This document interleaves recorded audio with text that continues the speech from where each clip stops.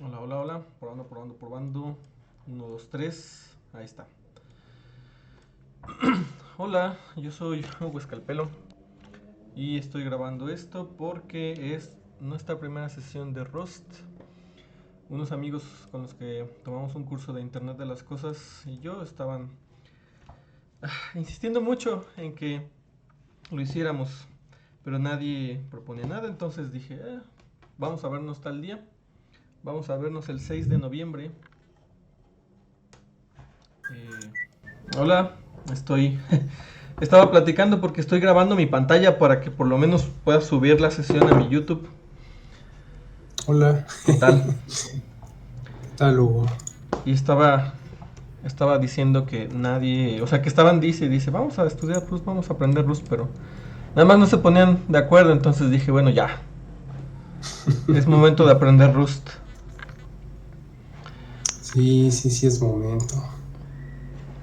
Ah, caramba, ahí está. No conocí esta aplicación Meet Jitsi. Jitsi, Ujú. son los que están en la plataforma de código IoT como libres para que se hagan salas entre los alumnos y está muy buena porque como van subiendo y van compitiendo contra todos los demás en su sitio en particular. La última vez que los usé, por ahí de febrero, estaban completamente libres, o sea, no tienen límite de videollamada. Ah, sí está padre. Sí, y lo más interesante es que, por ejemplo, ahorita que estaba checando unas cosas de Nextcloud, Ujú. puedes ponerlo en tu propio servidor y tienes tu propio sistema autohost de videollamada. Y estaba haciendo también algo de unos dominios, que acabo de comprar un dominio y le estaba instalando el WordPress y me salía la opción de Nextcloud Hub. Y Nextcloud Hub incluye ya hecho su sistema de videollamadas. Nada más que no sé si mi hosting me lo permite. Entonces lo descubrí a penitas. Este ya lo conocía antes, pero lo de Nextcloud Hub lo descubrí apenas, entonces apenas voy a ver. Súper. Sí, se ve que andas ocupado. Pues acabo de regresar también a la ciudad. Bueno, pues ya están. No creo que se conecte Paloma, creo que está enojada conmigo. ¿Llora? ¿Por qué? Pues no Bueno, sé, más bien tranquila. ya le pregunté, pues sí, pero yo no soy. Luego yo soy muy hocicón. Pues le Changos. pregunté y no me ha dicho. Supongo que se enojó porque la otra vez estaba haciendo corajes en el grupo. Híjole. Pero no sé si es eso o es otra cosa porque no me ha dicho nada más. No me Bueno, responde los pues mensajes. esperemos que pronto se aliviane, digámosle Uf. así. ¿Qué onda, Rafa? Rafa nada más está espiando. No, aquí estoy, nada más que estaban platicando. Ah, sí, estoy grabando para ver si por lo menos lo subo a mi canal. Sí, sí, sí. Ya estaba contando pues que nada más no nos ponemos de acuerdo. Ah, pues no sé si se vaya a conectar alguien más. Pues no lo creo, ¿eh? Lo dudo porque es domingo y muy pocos hacen cosas en domingo. Nah, fuera lunes o martes sería igual. Sí, menos yo creo. Mm, También anoche hubo muchos conciertos. Seguramente o la gente está o crudo o ya en el siguiente día del festival. Órales. Ah, sí, es verdad. ¿Qué fue el Corona, ¿verdad? No, ¿O el cuándo es? ceremonia, si no me equivoco.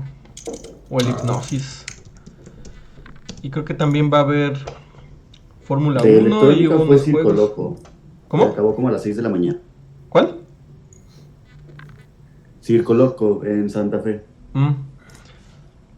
Y también supe, bueno, estuvo creo que el Mutec y unos amigos hicieron su festival de live coding y otros amigos hicieron un festival de artes creativas alrededor de los NFTs. Estaba como que súper denso este fin de semana.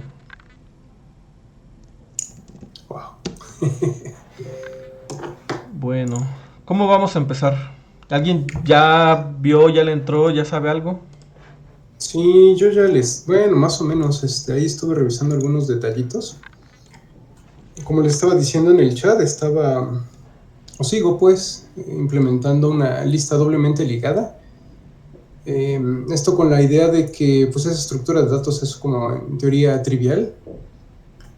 Entonces ahí el desafío es pues como uno ya sabe cómo funciona esa estructura, no debería haber más que el problema del lenguaje al momento de implementarla. Entonces yo ya tengo la instalación de ROS jalando, tal cual como viene en la página. Y pues ya estoy trabajando por ahí con la listita. Es complicado en el sentido de que en Rust no hay apuntadores a nulo y todos los apuntadores siempre tienen que estar apuntando a algo que exista en el heap.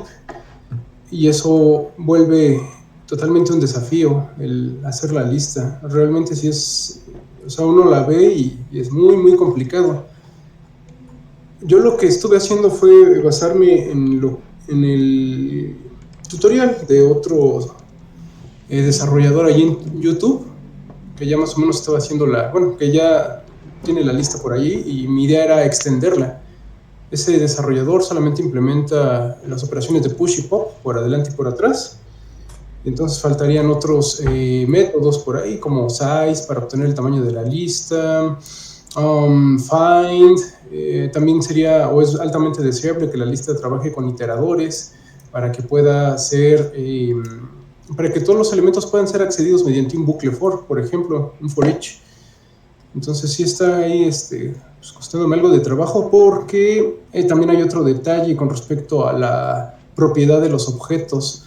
En Rust, no, en general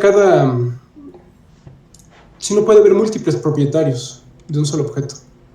Y una lista ligada, por ejemplo, tiene la situación de que si tienes un nodo intermedio, entonces ese nodo intermedio será apuntado por un nodo previo y un nodo siguiente.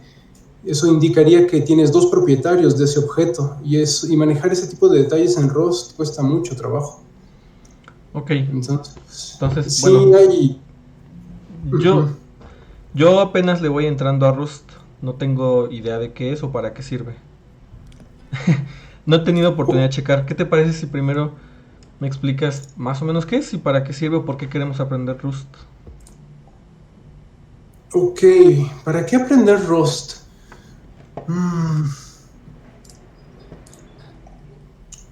En Principalmente yo principio, creo que por la industria, ¿no? La industria está demandando Rust.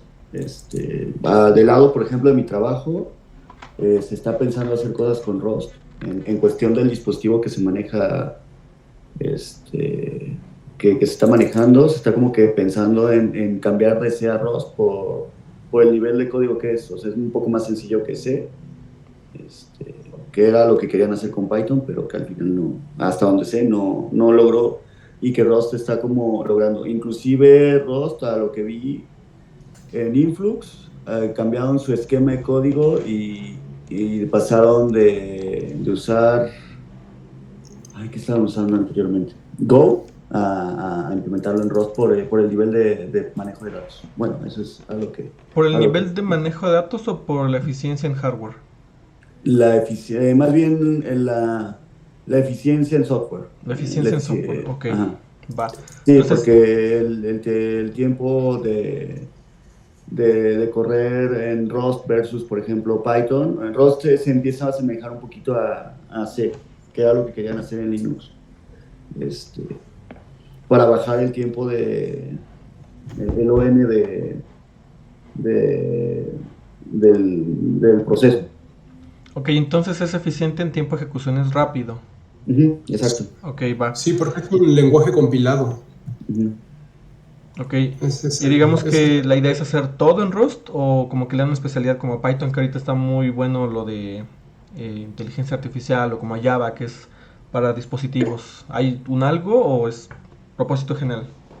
No, es propósito general, pero pareciera estar pensado para suplir algunos códigos que estén hechos en C++, porque, o sea, Rafa sí tenía razón con lo de los datos, pero cómo se manejan los datos en la memoria. Con Rust se trata de evitar los leaks, las fugas, que uno comete al momento de manejar apuntadores, por ejemplo, y no liberar la memoria. En Rust, con las políticas que tiene de propiedad, en tiempo de compilación se detecta si por ahí va a haber una fuga o no, y entonces ya ahí, aunque tu código sea correcto, se te va a marcar un error y de ahí no vas a pasar. Entonces por eso me decías que no apunta a cosas que no estén en una lista. ¿O cómo me dijiste?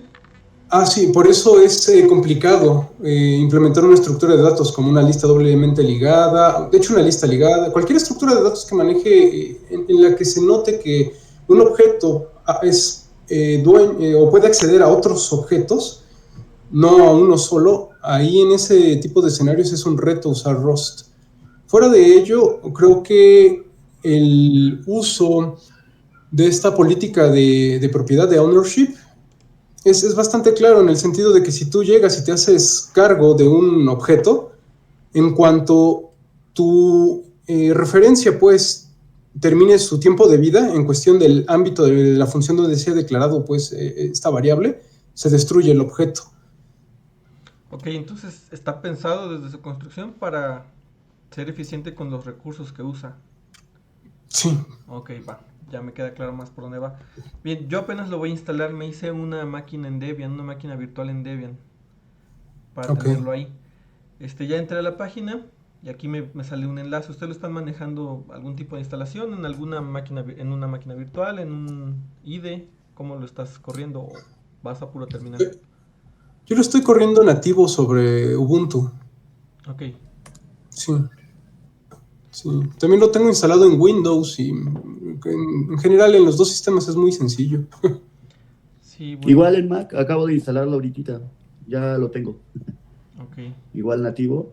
Este, y nada más es meter lo mismo que en Linux, un curl y ya quedó. Sí, Sí, creo que mágicamente instala todo. un curl. Que Sí. básicamente... Sí, lo estoy viendo en pantalla. Ustedes no están viendo mi pantalla compartida, pero yo lo estoy viendo justo aquí. Dame un segundo.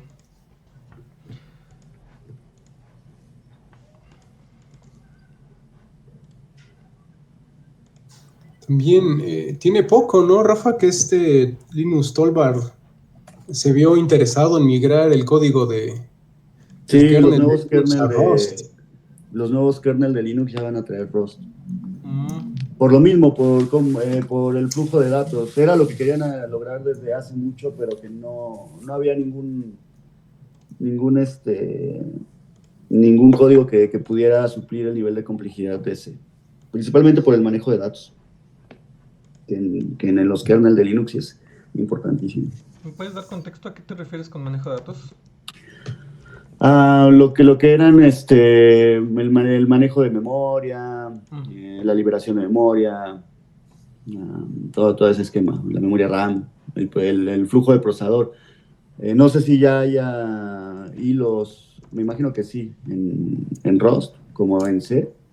En Rust siempre fue nativa la concurrencia, Rafa. Mm, Por eso es competidor también de Go. Ya ves que Go es un lenguaje concurrente. ujú, ujú, Y Rust también lo es.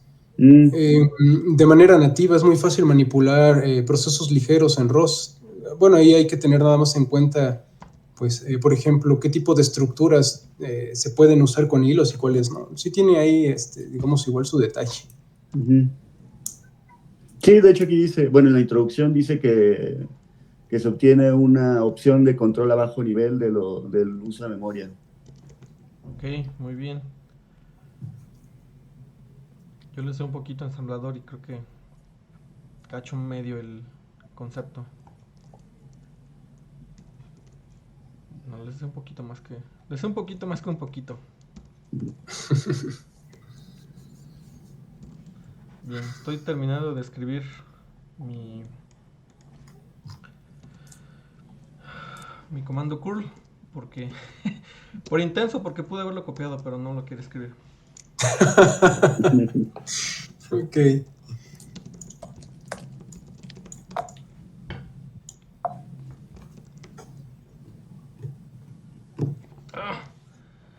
Ok, bueno, entonces, ¿cómo empezamos? ¿O qué hacemos primero? Yo creo que un buen... Perdona, no te he entendido. De que no. Me está espiando la tableta. Pero bueno, sí, yo creo que conviene en principio arrancar codificando un clásico Hola Mundo para que uno se familiarice con las herramientas de compilación. Ahorita que tú instalaste ROS o que los dos instalaron ROS, seguramente se ha de haber instalado también el gestor de proyectos de ROS que se llama Cargo. Y entonces Cargo tiene diferentes opciones que te permiten inicializar un nuevo proyecto, crear un proyecto a partir de otro. Ese tipo de detalles son importantes para que la compilación no se te haga complicada. Asimismo, Cargo tiene por ahí herramientas para formatear el código siguiendo tal cual las directrices que en ROS se supone que se tienen que respetar. Entonces, pues yo les sugiero que un Hola Mundo primerito y luego se vaya complicando hasta que vayamos haciéndonos con el uso del lenguaje. Vale, muy bien. Sí, acá estoy viendo la guía. A ver. ¿Nos compartes pantalla? Está interesante. Un segundo. Déjenme. Estoy desde el iPad, entonces a ver si puedo compartir aquí pantalla. También tenía la idea de grabarlo porque todo está con hindús y ya quiero que haya algo con mexicanos. Sí, no, te digo que un hindú saca un video y salen como 5 ingenieros de ahí. Tantas cosas que suben. No puedo compartir de acá. A ver, voy a aquí. A ver si tengo que dar permisos yo.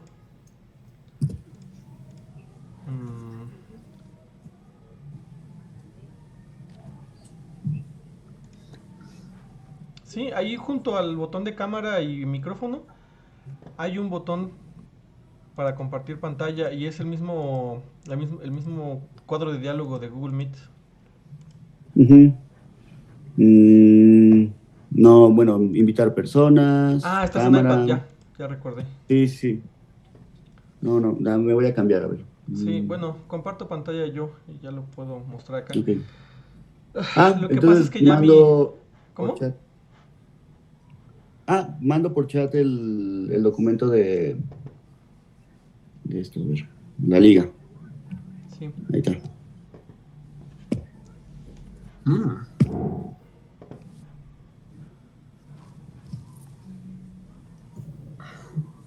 Sí. Okay. Bueno, es que estaba viendo la instalación, pero ahí viene toda la librería. O sea, todo el learn de ROS general. Ok. Que yo me estoy... apuntadores inteligentes. Órale. ¿Cómo? Smart pointers. En ROS se usan apuntadores inteligentes. También hay apuntadores RAW, pero no se aconseja su uso. ¿Por qué? Porque su uso puede implicar... Espera, ya no te escucho.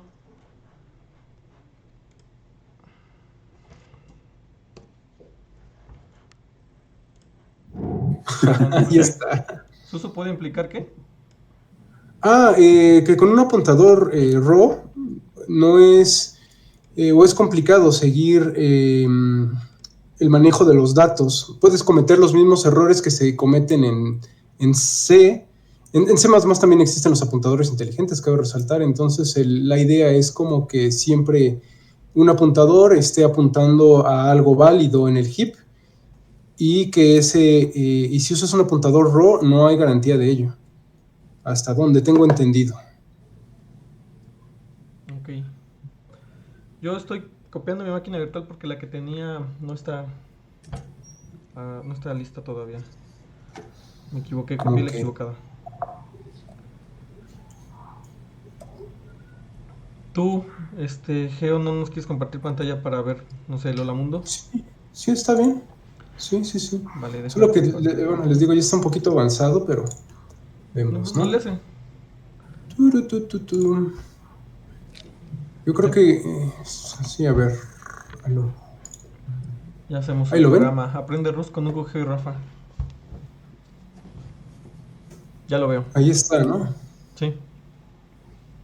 Sí, entonces este archivo main.rc pues justamente es el punto de arranque de un proyecto en Rust. Al igual que ocurre con C o C++, el compilador busca la existencia de la función main y a partir de ahí comienza pues a hacer su trabajo de traducción.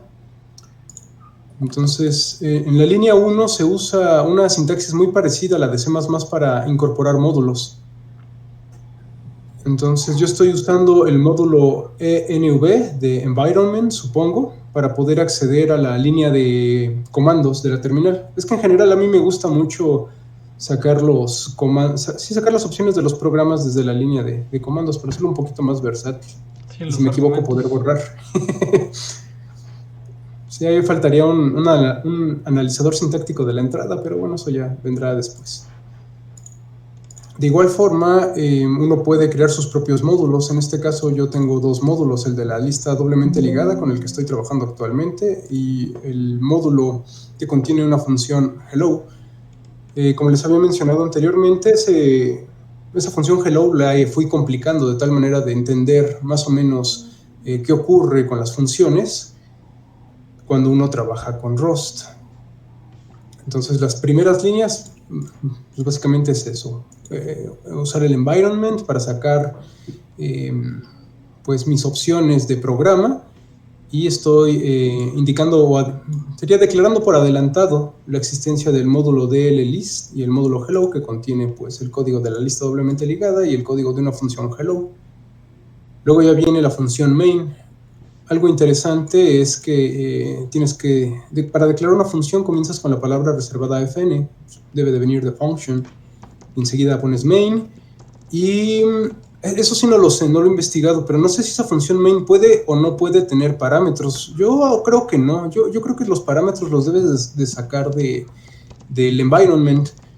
Entonces main debe ser una función que no tiene parámetros, habría que investigar ese detalle. Tú no estás viendo mi pantalla, pero le acabo de poner al buscador Can a main function has arguments in Rust? Y me sale un no gigante en la pantalla. Ok. Qué rápido. Sí.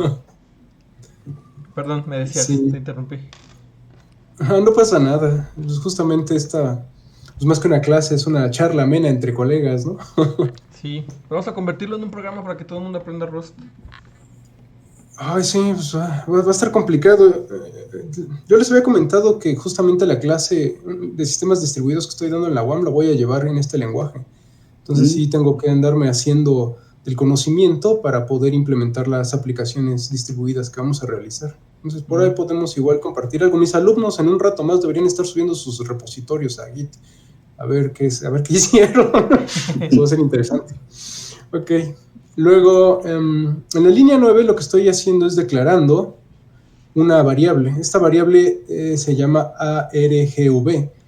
Es de tal cual, yo creo que el nombre lo estoy heredando de lo que ocurre en C++ o en C, en donde las opciones que yo puedo leer de la terminal de comandos provienen de un objeto llamado de esa manera, arg, de argumento, y luego no me acuerdo de qué era. Pero bueno, entonces para declarar la variable argv yo necesito usar antes la palabra reservada let. Eso parece mucho a lo que se hace en JavaScript, ¿o me equivoco? Cuando declaras una variable usas let, ¿no? Sí. En JavaScript creo que usas var. Usas var. Puedes usar let, var. Y bueno, dependiendo también. Son 3 tipos de declaraciones. Pero va dependiendo cómo se vaya programando. ¿Qué estructura va a tener ese dato? Ok. Y entonces, aquí lo que ocurre es que esta variable argv estoy declarando que sea de tipo vec, que sea un vector de cadenas. El vector es la estructura de datos que se parece a un array, pero que puede crecer hacia atrás, a la cual dinámicamente le puedes agregar, digámosle así, otros objetos. Y el string con S mayúscula es el objeto que representa las cadenas de caracteres y que es además mutable, digámosle así. Sí, mutable en el sentido de que la cadena de caracteres la puedes modificar. Ahorita acabo de mencionar un concepto interesante de Rust. En Rust existen las variables que son, digámosle, más que variables, serían constantes, y las variables que pueden ser modificadas, que son las mutables, pues. En este caso, la variable let no tiene la opción de mute, en inglés debería de ser, M-U-T, mutable. Entonces, tú cuando declaras una variable como mutable, quiere decir que le puedes cambiar los valores.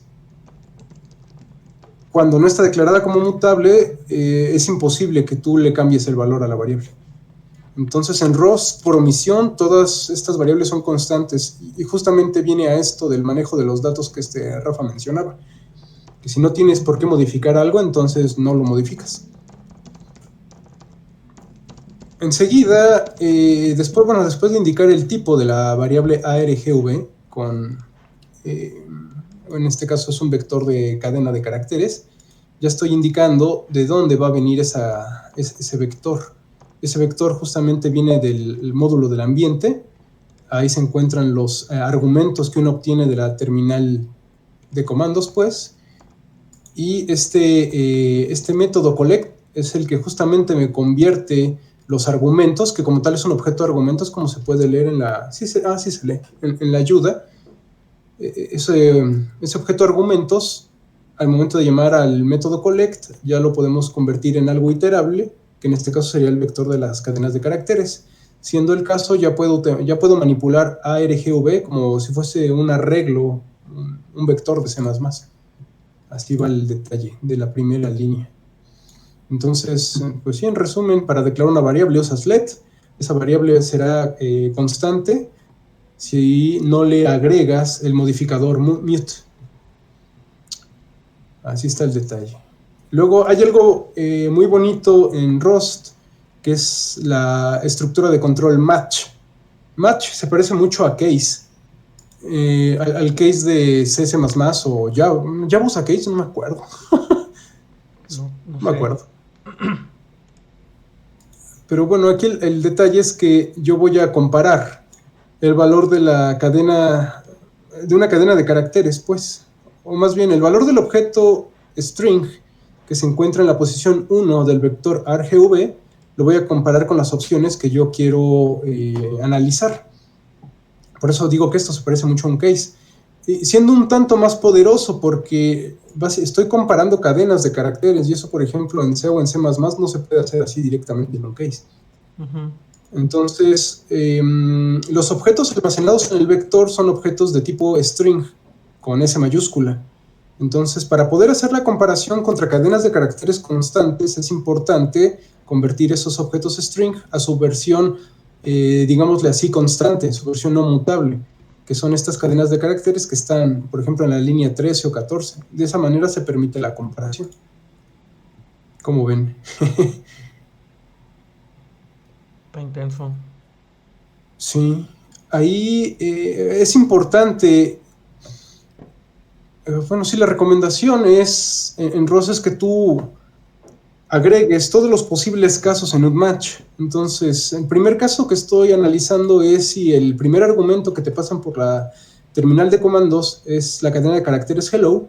Entonces, en el espacio de nombres de hello, que proviene del módulo hello, existe una función que se llama hello, al igual que el módulo. Y ese hello va a recibir por argumento una segunda cadena de caracteres que también se toma de la terminal. Esa cadena de caracteres justamente viene a suplir el atributo que se llama greeting de la función hello. Ese greeting lo estoy recibiendo como una referencia. Este ampersand es lo que uno utiliza en C o en C++ para indicar que vas a trabajar con una referencia. En Rust es importante manejar este tipo de diferencia porque no existe como tal el paso de valor, el paso por referencia, el paso por apuntador, y en Python sería el paso por asignación. No se maneja igual. Si tú pasas un objeto a una función, entonces tú dejas de tener la propiedad de ese objeto. Digámosle así, tú diste o cediste la propiedad del objeto. Eso quiere decir que si tú quieres usar el objeto después del llamado a la función, ya no vas a poder, porque el objeto le pertenece ahora a la función a la que llamaste. Solamente en ROS por omisión, solamente puede haber un dueño del objeto.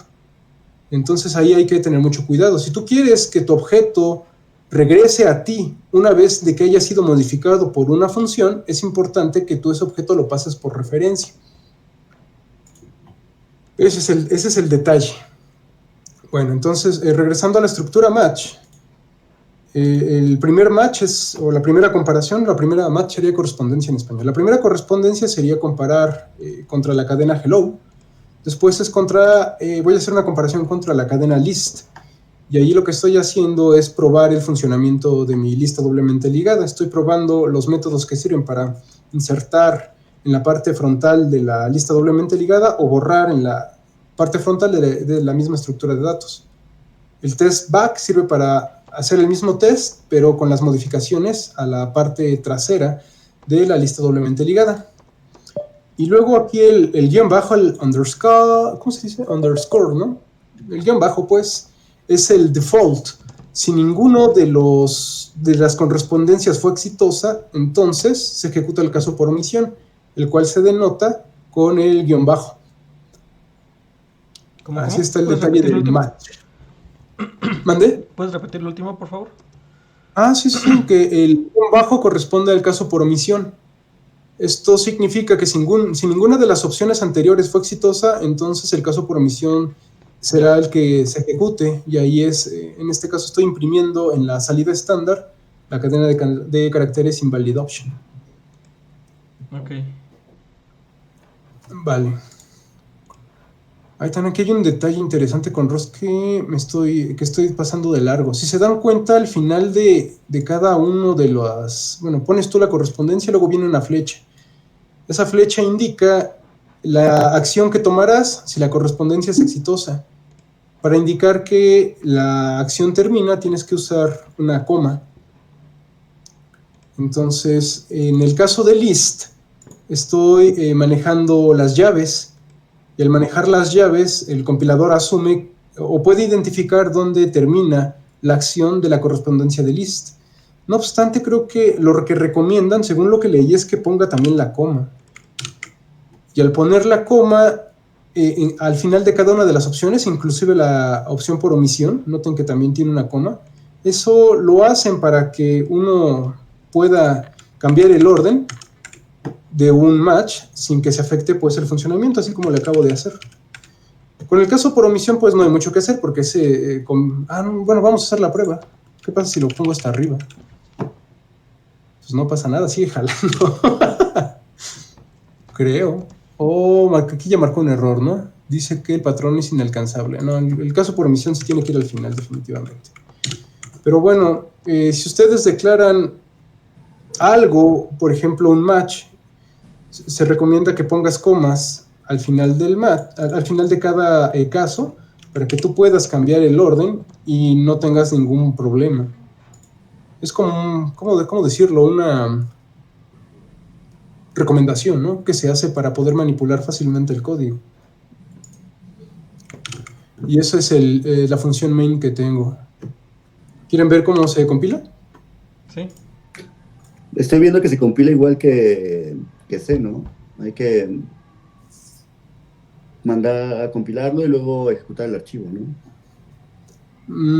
Si estás trabajando con Cargo, que es el gestor de proyectos, para compilar el proyecto, basta con que invoques a Cargo y enseguida des la opción Build. Uh-huh. Y al hacerlo, bueno, aquí se me está lanzando una advertencia en el que estoy usando una opción que no estoy usando. Esa opción proviene de este archivito que está aquí, que se llama cargo.to, la extensión es TOML, y en ese archivo, que tiene una configuración muy similar a cualquier archivo de configuración .ini, si no me equivoco, uno puede agregar metadatos de su proyecto, así como agregar otros paquetes que propiamente no se encuentran en la biblioteca estándar de Rust. En dependencias irían los otros paquetes que uno pudiera encontrar en la web. Ahí los agregaría uno y se bajarían de manera muy similar a... no conozco un sistema que maneje así las dependencias. No sé, no tengo un ejemplo a la mano que sirva como base para entender cómo funciona esto de las dependencias. Pero bueno, es un... NPM, podría ser un NPM con JavaScript, con Node.js. Node.js y Son algunos paquetes. administradores de proyectos en Java. ¿Cuál era el que usábamos en clase? Sí, es verdad, es verdad. El que usábamos en clase... Ay.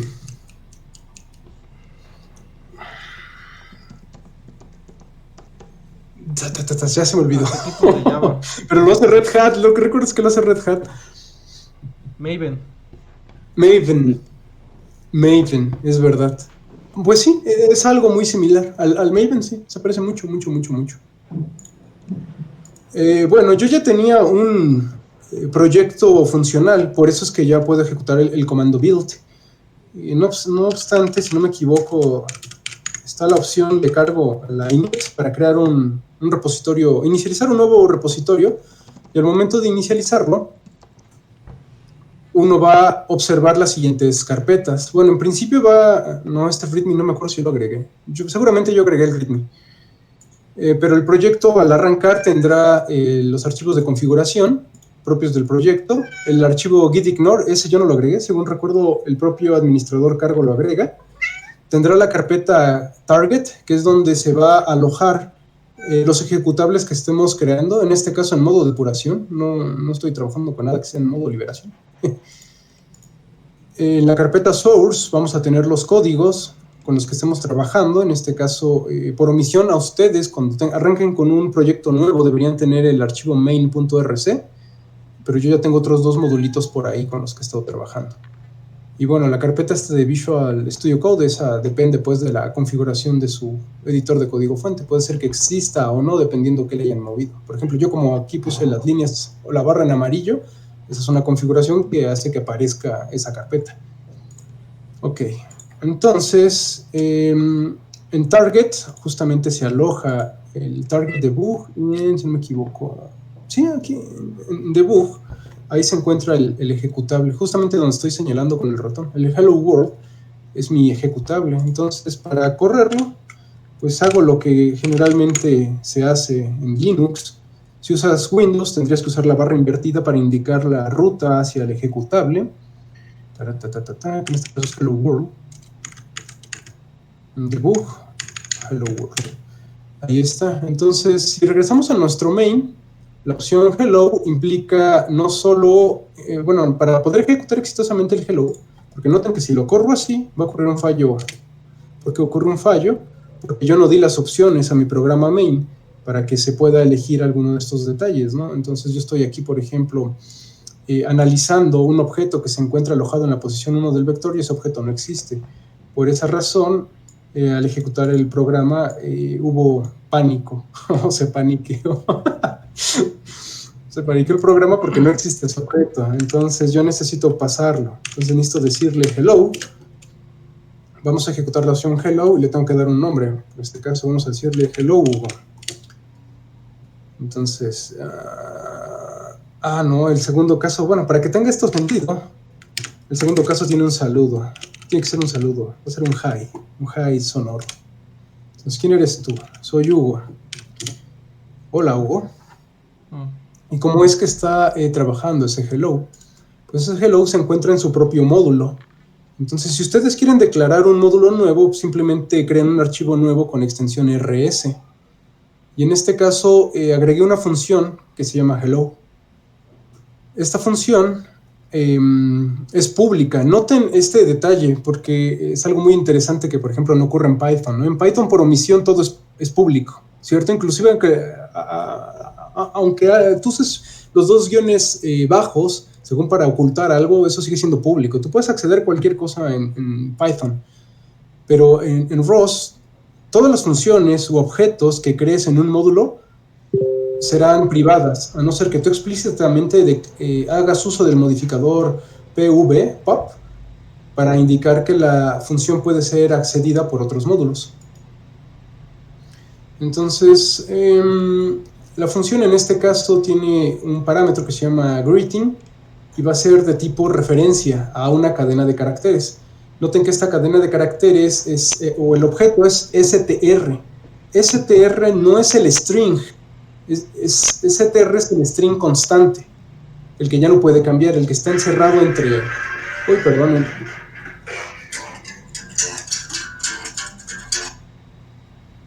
Me encanta esa serie.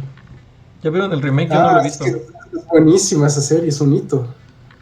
Yo nunca la he terminado de ver. Siempre me faltan como 2 capítulos porque cada vez que la empiezo a ver me da un montón de ganas de pistear y de fumar. Como ves a este Spike, ¿no? Sí. Justamente fumando. Sí, de repente mi vida vuelve a ser un caos y nunca he terminado de fumarla, entonces, nunca he terminado de verla, entonces ya. Yo creo que mejor voy a empezar. En algún momento quizás porque son standalone.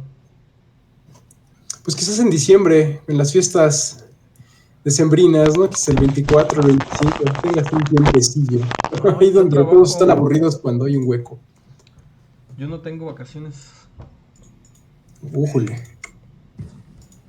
Entonces... Pues igual sí. Bueno, me decías. Ajá.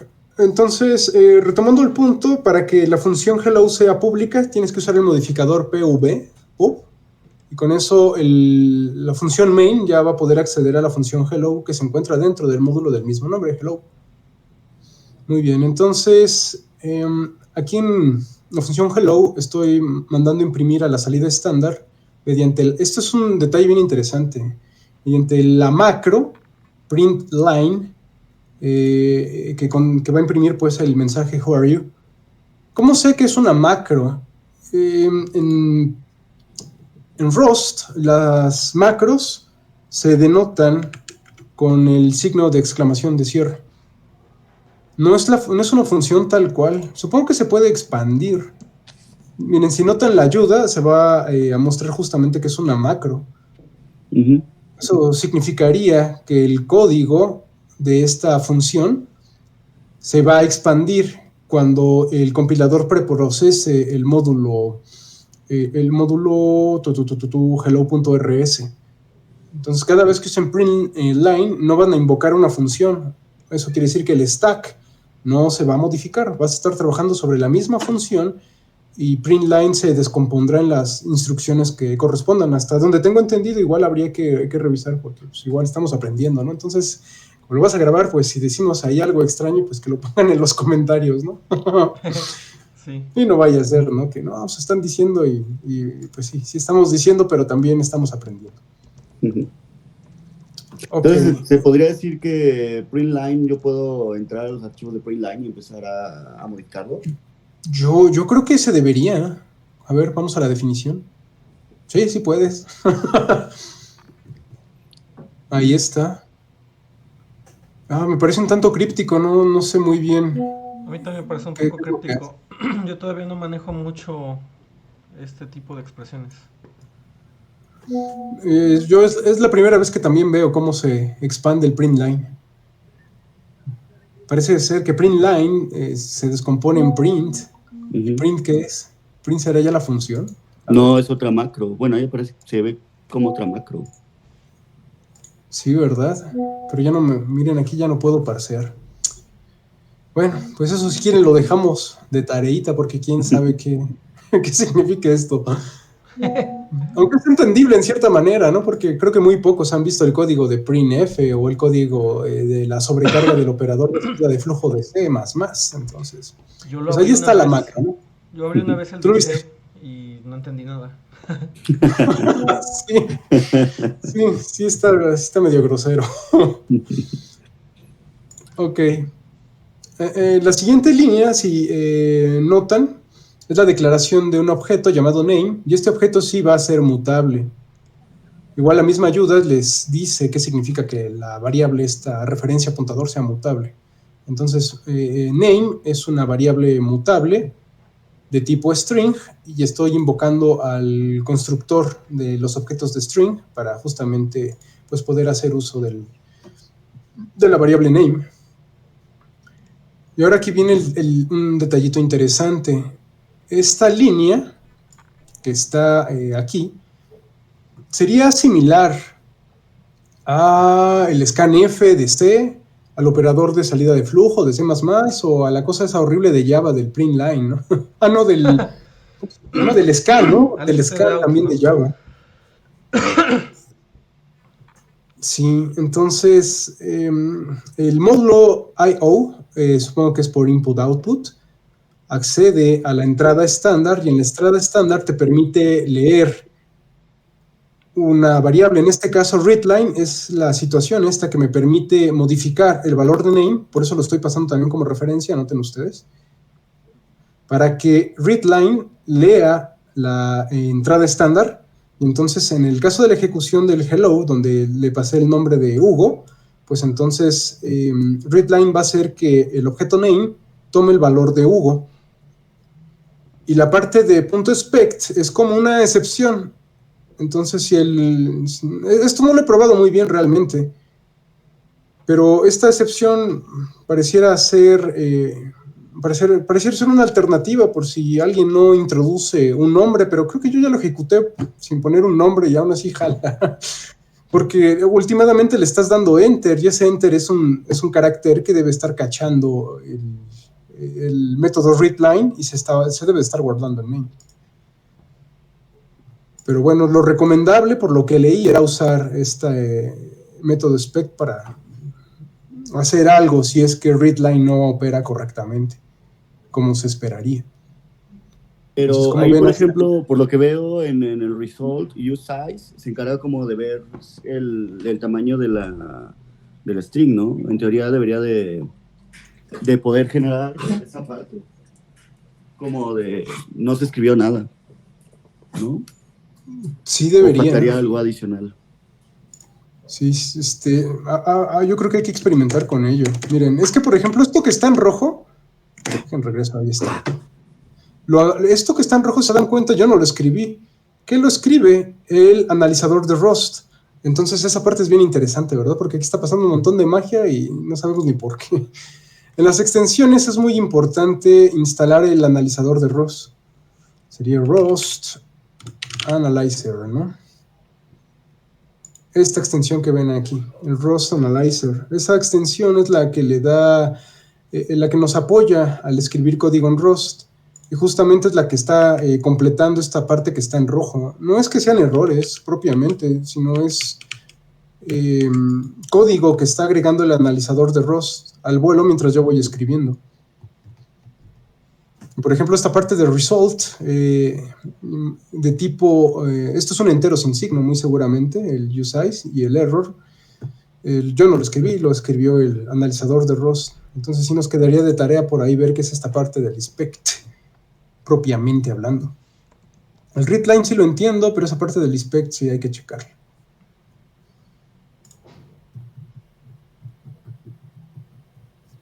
Entonces, ¿qué más? Bueno, ya la última parte. El print line que aparece al final se parece mucho a la manera en la que se imprimen cadenas formateadas en Python.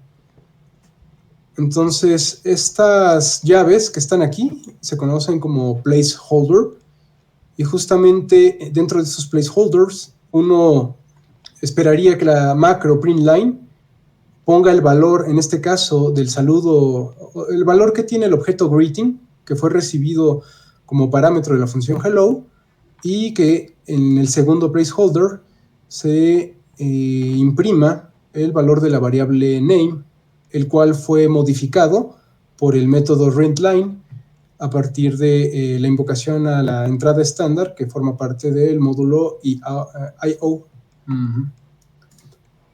Y esta sería mi función, hello ya un poquito más avanzada. Sí, ¿cómo ven?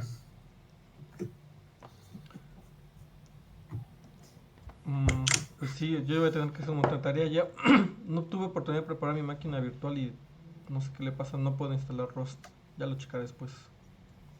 Sí. Si quieres, chécalo. Yo lo que puedo hacer mientras es compartir el repositorio donde estoy trabajando, para que ustedes le echen un vistazo. Eventualmente lo voy a estar completando tal cual pues sí, en el README una descripción que le ayude al usuario pues más o menos a entender qué estoy haciendo, ¿no? Pero ya saben que cuando uno programa primero se pone a escribir, luego documenta, ¿verdad? Yo con la generación Pero de ahorita ya aprendí a no hacerlo. Ya es parte de la clase darles documentación y que escriban es que es muy importante. Es muy importante. Ahorita está muy vacía la documentación, realmente no ayuda a nada, pero la voy a extender tan pronto como termine pues la lista. Entonces les voy a compartir el código y ahí también van a tener la lista. Y les repito, la lista no es original. Yo no la empecé. La estoy arrancando a partir de el contenido que está en la línea 2 ahí estoy dándole explícitamente los créditos al autor de la lista. Yo solamente la analicé, le empecé a agregar comentarios para ir entendiendo cómo funcionaba, porque aquí ya estamos manejando cosas bien interesantes. Y a ver, se las voy a comentar rápidamente. Entonces, en ROS existe algo muy similar al typedef de C o C++, nada más que aquí se llama type, que sirve para crear, bueno, yo creo que uno de los usos, quizás hay más, es para crear alias. En este caso, el tipo de dato apuntador a nodo, node.ptr, lo estoy asignando a este conjunto de apuntadores que es complicadísimo y creo que en este momento ni yo me siento muy sólido como para poder explicar muy bien cómo operan. Tengo la idea, pero necesito todavía repasarla bien. En ROS, como tal, uno no declara clases, declara estructuras, como si fueran estructuras de C o C++. A diferencia de esas estructuras donde todos los elementos son públicos, en ROS todos estos elementos serán privados a no ser que uses el modificador PV. Esta estructura que ven aquí ya es una estructura genérica, es de tipo T. Y lo que viene adelante, el copy, se llama trait. Trait sería como un acuerdo, un contrato, en el que T tiene que cumplir el contrato copy. ¿Para qué? Para que cuando tú uses esta estructura nodo y pases un objeto, ese objeto pueda ser copiado aquí en data. De lo contrario, recuerden que en ROS solo puede haber un propietario. Entonces, tú para asegurar la copia del objeto y que se quede guardado aquí en esta estructura, tú tienes que usar el contrato copy. Y una vez que tú declaras la estructura, tú puedes implementar métodos. Aquí tengo un constructor, por ejemplo. Y esto es algo bien bonito. Noten que en Rust, cuando ustedes quieren... Esto se parece a Python, no conozco otro lenguaje que haga esto. Quizás Rafa sí, muy seguramente Rafa sí. ¿Cuál? En este caso noten la sintaxis que está teniendo el constructor. Sí, es muy parecido, bueno, estaba viendo las definiciones de los datos y es como si estuvieras usando un JSON, pero definido. O sea, como si estuvieras creando un objeto de variables. Sí. Sí, y entonces el tipo de dato que uno regresa es el tipo self, y el tipo self hace referencia a este tipo, al nodo genérico. T es de type. Cuando uno usa type, está usando tipos de datos genéricos. Entonces este constructor lo que hace es regresar este objeto nodo que estoy creando aquí. Este objeto nodo, pues ya será, el dueño será aquel que invoque al constructor. Noten que no estoy poniendo punto y coma, porque en Rust, para ustedes indicar el valor de retorno, tienen que escribir una expresión que no finaliza con punto y coma.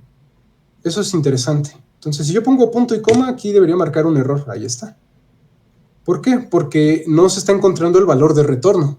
Entonces, el valor de retorno, siempre es que escriban una función en Rust, va sin punto y coma, y hasta donde tengo entendido, creo que no necesariamente tiene que ir al final, como acostumbramos, pues.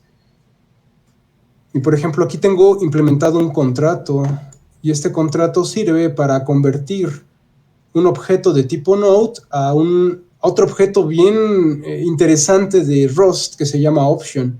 Option como tal es una enumeración, y esa enumeración solo puede tener dos valores: none, que sería ninguno, y some, que sería cualquier otra cosa. En este caso, esa cualquier otra cosa va a ser un apuntador a nodo. ¿Y esto por qué se necesita? Recuerden que en ROS no hay apuntadores a nulo, eso no existe. Entonces tú necesitas envolver tus apuntadores inteligentes dentro de un objeto option para hacer que ese apuntador o tome el valor de none, que sería algo muy similar al nulo, o que tome un valor válido. Y entonces esta manipulación ya vuelve en sí muy, muy complicado el manejo de estos apuntadores inteligentes. Le digo, todo depende de la aplicación. La lista doblemente ligada por la forma en la que se construye necesita este tipo de complejidades. Y yo asumo que va a haber otros programas donde no tenga que ocurrir esto, ¿verdad? Entonces, uno puede implementar algunos contratos y estos contratos te permiten, a ver, ¿estos contratos de dónde vienen?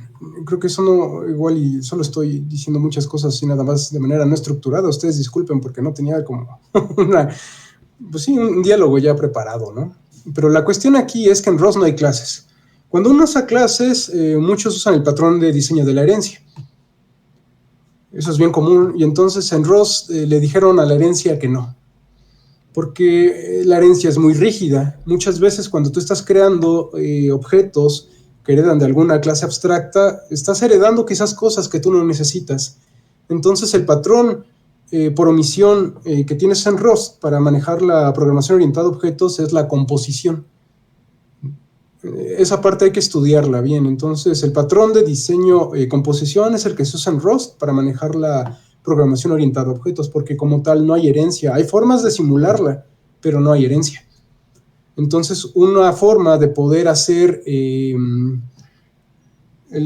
overflow, la sobrecarga, es mediante los contratos. Entonces, mediante un contrato uno puede adquirir como propiedades que son parte de otra clase y de esta manera tener algo parecido a lo que tú tienes en la sobrecarga cuando usas herencia. Pero sí, ahí cuesta, hay que echarle igual un vistazo a esto de los contratos, no es igual tan sencillo.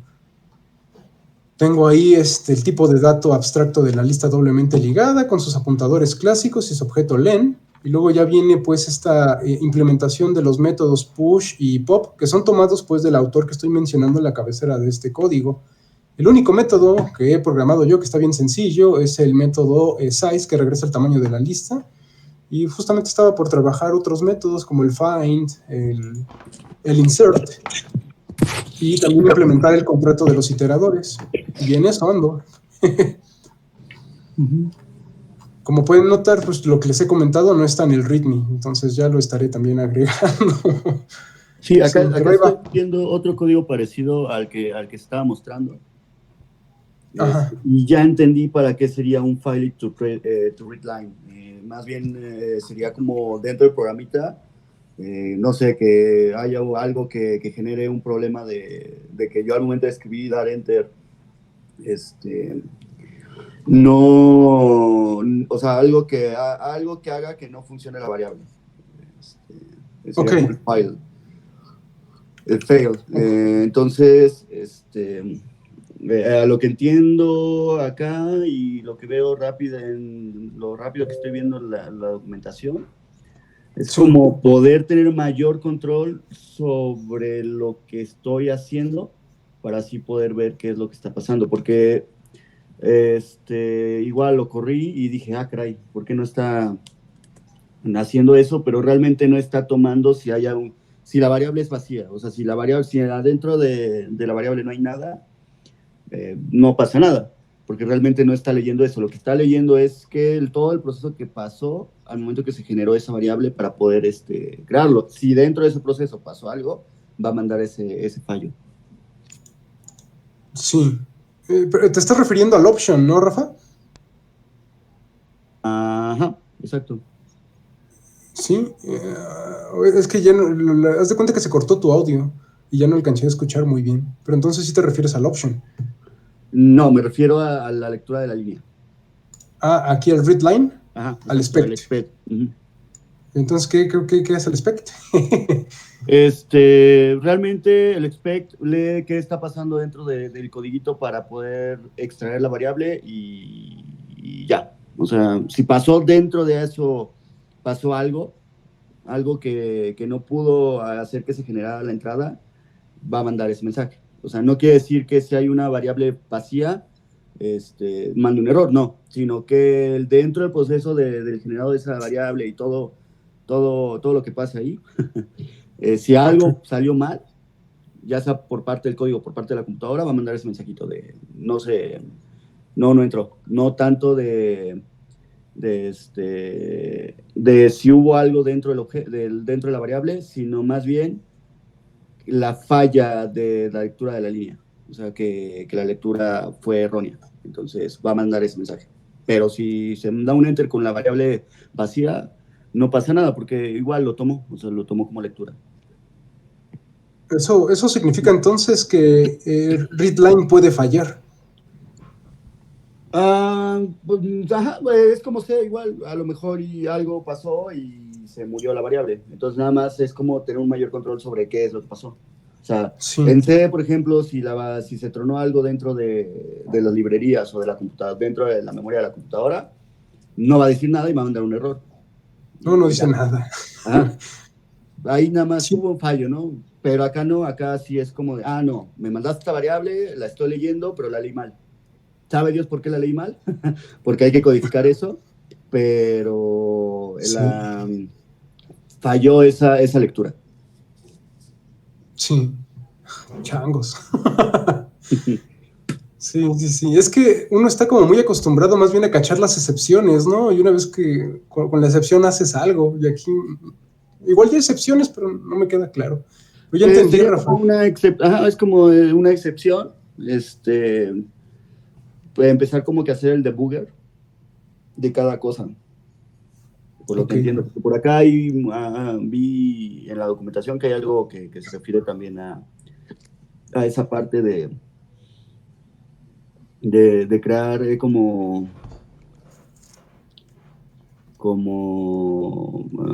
pero estaba machín. No viene. Lo había visto, pero ya lo perdí.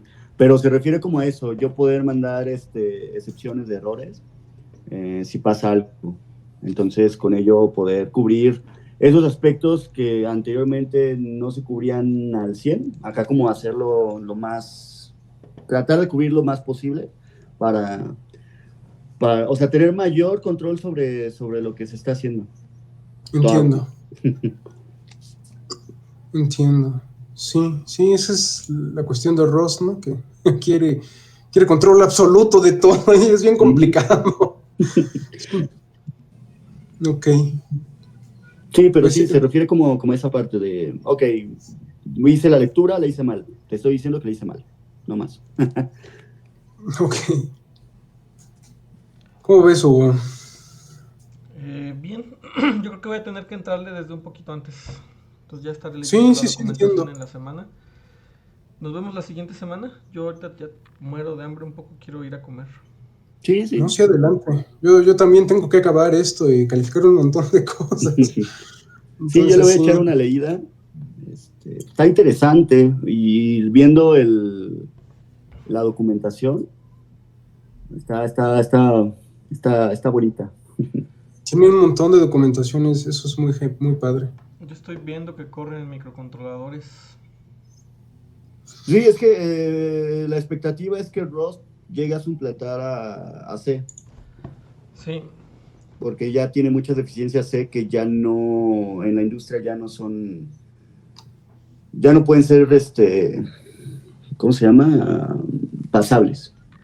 Entonces como que se busca, y tener, por lo que veo, tener ese nivel de control, por ejemplo, a nivel kernel, está de miedo a nivel de que si uno le mete bien y empieza a hackear, sí saca muchas cosillas ahí.